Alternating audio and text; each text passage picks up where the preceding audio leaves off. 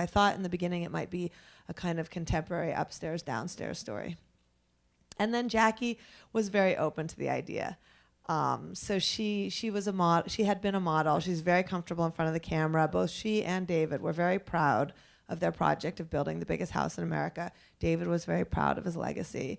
And so we started as a portrait of this family with the backdrop of building the biggest house in America. We were a small crew.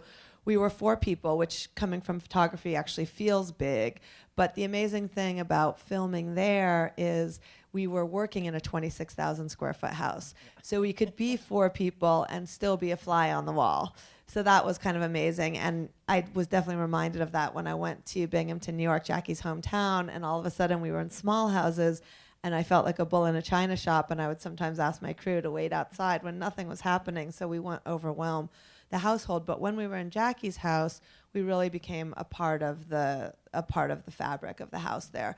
We could be 4 people. We got to know all the different members of the household, including the nannies and the domestic help.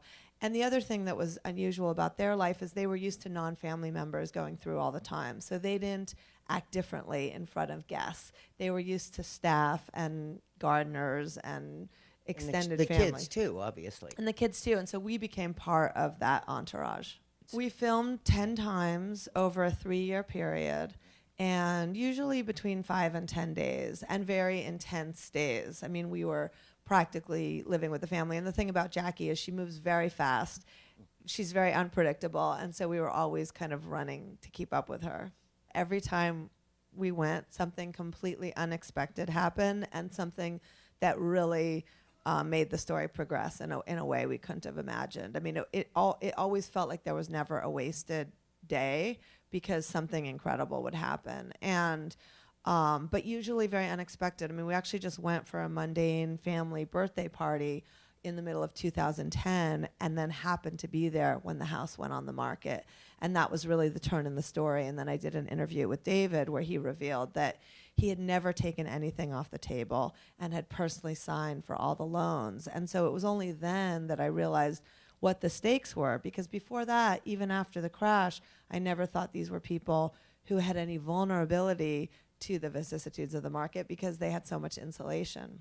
Well, I took the film to the Sundance Lab last summer, and that really transformed the film. I worked with Joe Beanie, who's edited a lot of Werner Herzog's films, and he helped me kind of craft a new beginning and actually tempt in Wagner music for the beginning.